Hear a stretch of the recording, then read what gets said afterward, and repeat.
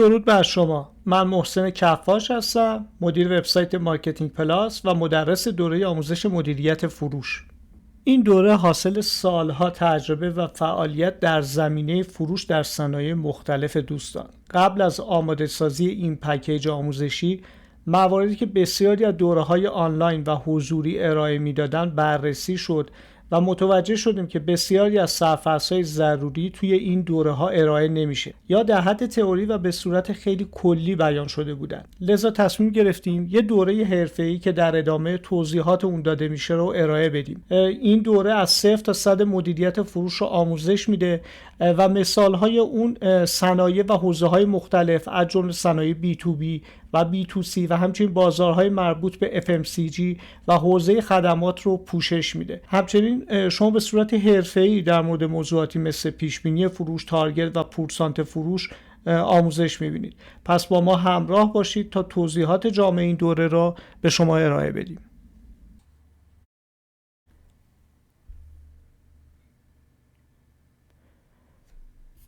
توی این دوره آموزش مدیریت فروش ما 9 فصل رو ارائه میدیم. فصل اول تعریف فروش و مدیریت فروشه. فصل دوم انواع فروش و ساختارهای فروش رو مورد بررسی قرار میدیم. تو فصل سوم پیشبینی فروش و انواع اون رو بررسی میکنیم. در فصل چهارم به تارگت فروش و نحوه ایجاد اون میپردازیم. فصل پنجم رو اختصاص دادیم در واقع به پورسانت فروش و انواع آن. توی فصل 6 پروموشن های فروش و نحوه ایجاد یه سبد تخفیف توضیح داده میشه. در فصل 7 در مورد مدیریت زمان و برنامه‌ریزی قلمرو فروش صحبت میکنیم. توی فصل 8 آموزش، مربیگری و مشاوره فروشه و فصل 9 اختصاص داده شده به گزارش فروش و انواع اون. حالا تک تک این موارد رو میایم بررسی میکنیم و ببینیم توی هر فصل در واقع چه موضوعاتی رو بهش میپردازیم. ما توی فصل اول در واقع فروش در مورد تعریف فروش و مدیریت فروش صحبت میکنیم. سرفصل‌هایی که توی این بخش در واقع ما پوشش میدیم شامل تعریف فروش و مدیریت فروش، تفاوت فروش و بازاریابی بررسی میشه. یکی از مهمترین بخش‌های این فصل سلسله مراتب شغلی در فروش که ما در مورد کارآموز فروش، دستیار فروش، فروشنده، سرپرست فروش، مدیر فروش و 2 تا مفهوم خیلی مهم که بسیاری از دوستان توی در واقع تعریف اون مشکل دارن، مدیر فروش منطقه‌ای و مدیر فروش ناحیه‌ای صحبت می‌کنیم و درباره اونا توضیح میدیم. فصل دوم در مورد انواع فروش و ساختارهای فروش صحبت میکنیم. ما فروش B2B رو بررسی میکنیم و انواع اون رو شرح میدیم که شامل در واقع فروش تدارکات، فروش توزیع و فروش خدمات میشه. در مورد فروش B2C و تفاوت اون با فروش B2B صحبت میکنیم. همچنین یه مقایسه بین فروش آفلاین و فروش آنلاین داریم و به این سوالات پاسخ میدیم که چرا باید هر 2 تا فروش رو داشته باشیم، مزایا و معایب این روش چه مواردی هستن و اینکه چطور مقاومت سازمانی در برابر فروش آنلاین رو مدیریت کنیم.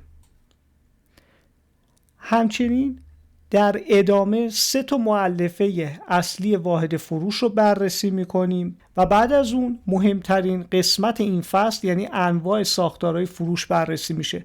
ما خط مونتاژ، ساختار جزیره‌ای، ساختار غلافی یا پاد، ساختار جغرافیایی یا منطقه‌ای، ساختار کالایی یا خدماتی به همراه ساختار مبتنی بر بازار و در آخر ساختار ترکیبی رو به صورت کامل شرح میدیم. دوستان دقت داشته باشن که ما در مورد این ساختارها که صحبت میکنیم یا هر بخشی که میایم پوشش میدیم حتما چارت‌ها و نمودارهای لازم رو برای درک بهتر آموزش ارائه میدیم. دوستان ما توی این آموزش حتی اومدیم آزمون‌هایی رو در نظر گرفتیم که شما بتونید سطح یادگیری خودتون رو بسنجید. تمام این آزمون‌ها و سوالاتی که ما اینجا مطرح می‌کنیم بر اساس آموزشیه که به شما دادیم و سعی کردیم که در واقع تئوری و کاربرد رو در کنار هم داشته باشیم توی این آزمون‌ها. فصل سوم که یکی از مهمترین فصل‌ها و کاربردی ترین فصل‌های این آموزش پیشبینی فروش رو در بر میگیره. ما یه مقدمه و تعریف در مورد پیشبینی فروش خواهیم داشت. نیاز پیشبینی فروش در عملکردهای مختلف مدیریتی رو در موردش بحث میکنیم. دلایل انجام پیشبینی فروش رو میگیم و فاکتورهایی رو که باید در انتخاب مدل پیشبینی در نظر گرفته بشه توضیح میدیم. اینکه چطور از پیشبینی فروشمون برای بودجه بندی استفاده بکنیم یه توضیحی براتون میدیم و ما در مورد نحوه ایجاد پیشبینی فروش هم صحبت میکنیم و به یه سوال بسیار مهم پاسخ میدیم که آیا پیشبینی فروش باید بر اساس حجم فروش تعیین بشه یا میزان ریالی فروش. در ادامه مفروضات پیشبینی فروش رو بررسی میکنیم و سپس پیشبینی فروش با اکسل را هم در واقع در اختیارتون قرار میدیم و در پایان فصل یه آزمون عملی دیگه ارائه میشه. دوستان توی این فصل شما 3 فایل اکسل دریافت میکنید. فایل اکسل پیشبینی فروش 1 ماهه، پیشبینی فروش ریالی بر اساس داده های تاریخی، فایل اکسل پیشبینی فروش کاربردی. هر 3 فایل توی آموزش های ویدیویی کامل راجبش صحبت شده و کاملا قابل ویرایشه. فایل پیشبینی فروش 1 ماهه شامل 2 شیت هست که آموزش کامل اون داده شده. توی فایل پیشبینی بر اساس یه سری زمانی تاریخی هم به همین صورت شما میتونید فروش هاتون رو توی ماه‌های مختلف وارد بکنید و توی در واقع شیت دیگه به شما یه پیشبینی میده. همچنین راجع به تابعی که استفاده کردیم اینجا توضیحاتی هم به شما ارائه دادیم. فایل اکسل بعدی فایل اکسل پیشبینی فروش کاربردی بسیار مهمه که شما با وارد کردن داده های 2 سال داده های سال آینده رو میتونید پیشبینی کنید. تمام توضیحات و مواردی که نیاز هست شما با این فایل کار بکنید و چطور اعداد رو وارد بکنید توی ویدیوهای آموزشی فصل مربوطه به شما ارائه شده. همچنین آزمون عملی این فصل به دلیل ماهیتی که پیشبینی فروش داره در فرآیندهای مدیریت فروش یه مقدار سخت‌تره و شامل 2 سناریوه که در انتهای فصل شما باید به اون پاسخ بدید. فصل 4 در مورد تارگت فروش و نحوه ایجاد اون هست. اینکه تارگت فروش چیه و چرا مهمه ما توی این فصل راجع بهش صحبت میکنیم. انواع تارگت بر اساس بازه زمانی، تارگت کالایی، تارگت ریالی توضیح داده میشه. کاملا همه نکاتی که شما باید در تعیین تارگت در نظر بگیرید به صورت کاملا مشخص بهتون ارائه میشه. ما یه سری مثالهای کاربردی تارگت محصول با اکسل اینجا ارائه میدیم توی این فصل و همچنین نحوه محاسبه تارگت فروش و اعلام به تیم فروش به همراه فایل اکسل رو هم در این فصل داریم و در انتها هم آزمون عملی شماره 3 براتون در نظر گرفته شده. 2 فایل اکسلی که برای این بخش در نظر گرفتیم و در اختیار شما قرار میگیره فایل اکسل مثالهای مربوط به تارگت که این فایل هم کاملا قابل ویرایشه و تمام جزئیات این فایل ها توی ویدیوهای آموزشی به صورت کاملا مشخص براتون ارائه شده. یه فایل دیگه فایل اکسل آموزش تارگته که ما توی این فایل یه جدول در واقع داده ها داریم که یه سری اعداد فرضی هستن که شما میتونید اعداد خودتون رو برای 30 محصول و 10 فروشنده وارد بکنید. بعد عملیات تبدیل تقاضا به تارگت هم آموزش داده میشه هم محاسباتش توی این فایل هست و سپس عملیات تخصیص تارگت به تیم فروش هست. اما فصل 5 یه فصل خاص توی آموزش مدیریت فروشه و مربوط به پورسانت فروش و انواع اونه. فقط یه نکته‌ای که اینجا لازم هست ذکر کنیم اینه که ما یه آموزش دیگه هم در مورد پورسانت فروش داریم که یه آموزش بسیار حرفه‌ای با فایل‌های اکسل. یعنی ما توی این فصل فایل اکسل ارائه نمیدیم، چون فایل های اکسل مربوط به این آموزش در یک آموزش دیگه ارائه شده. علت اینکه یه آموزش جداگونه برای پورسانت فروش در نظر گرفتیم اینه که بسیاری از مدیران مالی هم دنبال در واقع آموزش پورسانت فروش هستن. به خاطر همین یه آموزش جداگونه برای اون وجود داره و شما اگه بخواید فایل های اکسل پورسانت فروش رو داشته باشید باید اون آموزش رو هم ببینید. البته یه تفاوت‌هایی بین دو تا آموزش وجود داره، اما ما سعی کردیم توی این فصل پورسانت فروش رو به صورت بسیار حرفه‌ای به شما آموزش بدیم. توی این فصل شما مقدمه بر پورسانت فروش رو آموزش میبینید، بعد تفاوت پورسانت فروش با پاداش که خیلی مهمه رو توضیح میدیم، انواع پورسانت در بازارهای مصرفی، در بازار صنعتی و بازار خدمات به صورت کاملا جامع توضیح داده میشه.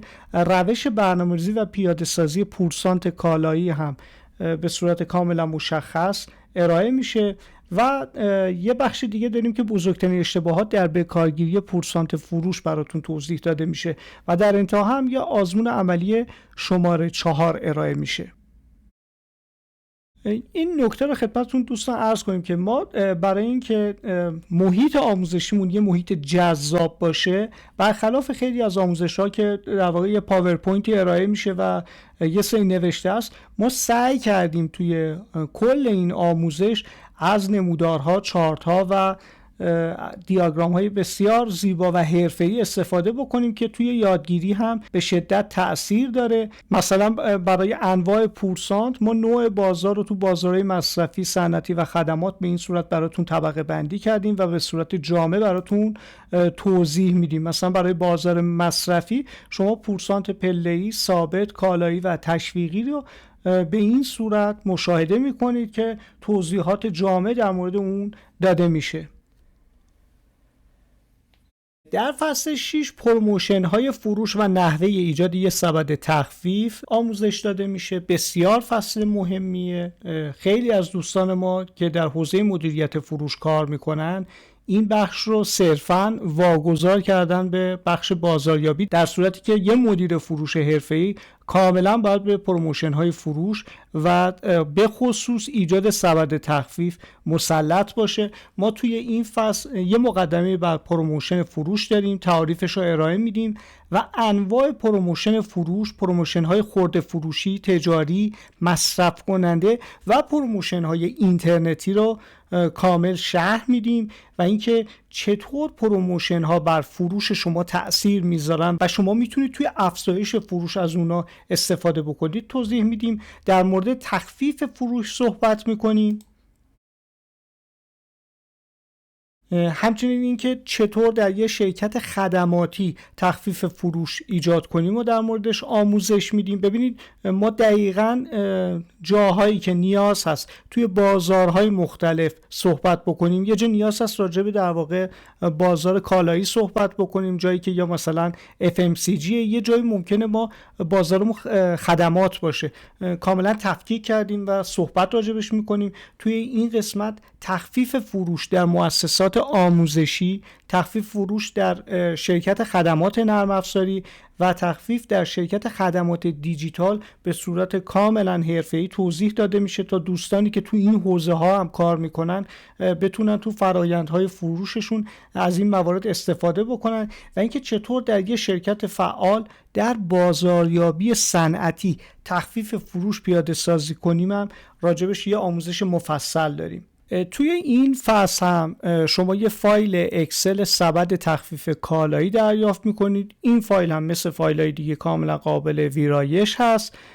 در واقع داده های اولیه برای 50 محصول وجود داره که یه سری در واقع اعداد شما باید وارد بکنید و به شما یه آموزش جامع در مورد ایجاد یه سبد تخفیف کالایی میدیم. در مورد استفاده از این فایل هم توی آموزش ویدیویی همین فصل به صورت مفصل صحبت کردیم. فصل 7 در مورد مدیریت زمان و برنامه‌ریزی قلمرو فروشه.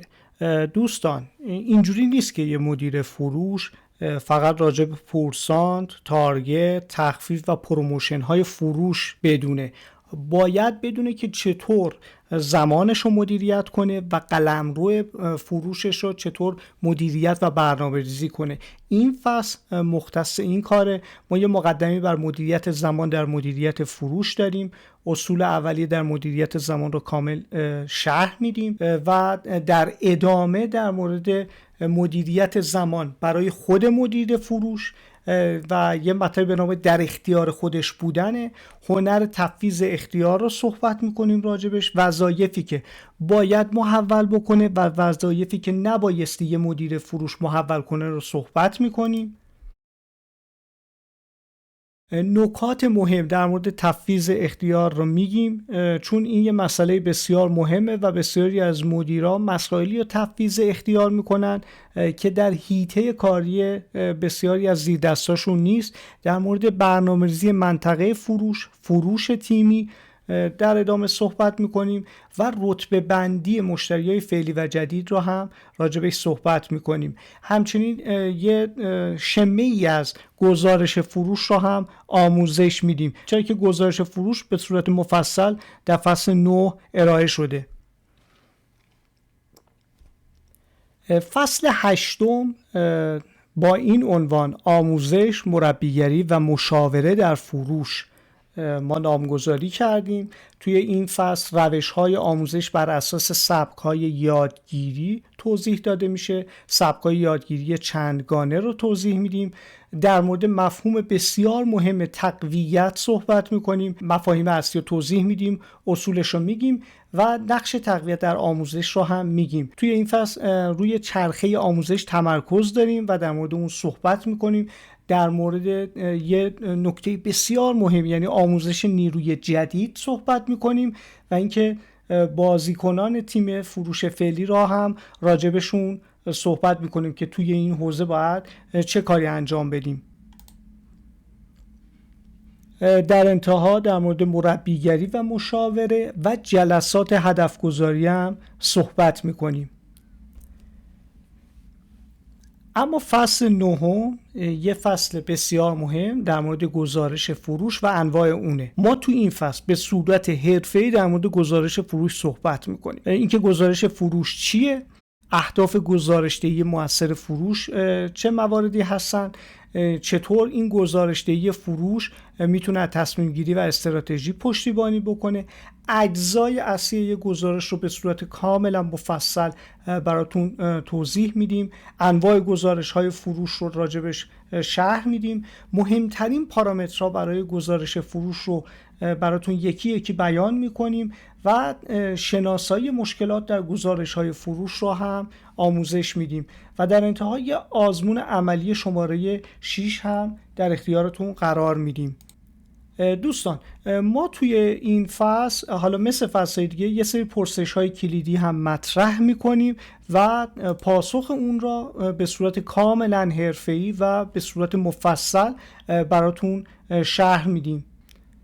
یه نکته‌ای هم که باید خدمتتون عرض کنیم اینه که در این فصل ما انواع گزارش‌های فروش رو روش یه تمرکز خاصی داریم و به صورت کاملا حرفه‌ای راجع بهش صحبت می‌کنیم، اینکه شما کامل بتونید مسلط بشید در ارائه گزارش فروش. حتی در اندازه ما توضیح میدیم که شما بتونید این قسمت رو آموزش بدید به نیروهاتون. توی این قسمت هم شاخصهای کلیدی رو براتون بیان میکنیم، هم کاربردش رو میگیم و مثالهایی که وجود داره رو براتون بیان میکنیم. ما یه کار حرفه‌ای دیگه هم توی این آموزش آوردیم و اون ارائه تمپلیت گزارش ماهانه فروش تو 2 تا صنعت، یکی صنعت خدمات، یکی صنعت دیجیتاله. در واقع یه تمپلیتی از یه گزارش رو ما برای شما با داده‌های فرضی ارائه دادیم و بهتون نشون دادیم که چطور باید یه گزارش رو شما توی صنعت خدمات ارائه بدید. همچنین گزارش ماهانه فروش محصولات دیجیتال رو براتون تمپلیتش رو آماده کردیم. شما این 2 تا فایل رو به صورت PDF دریافت میکنید و دقیقاً دیگه میتونید مثل یه مدیر حرفه‌ای یه گزارش فروش رو تهیه بکنید. بسیار خوب دوستان، این مجموعه آموزش مدیریت فروش ما بود که سعی کردیم بسیاری از تکنیک‌های حرفه‌ای و کاربردی رو برای شما توی اون قرار بدیم تا بتونید به عنوان یه مدیر حرفه‌ای عمل بکنید یا به عنوان یه صاحب کسب و کار بتونید خیلی راحت‌تر فرآیندهای فروشتون رو مدیریت بکنید.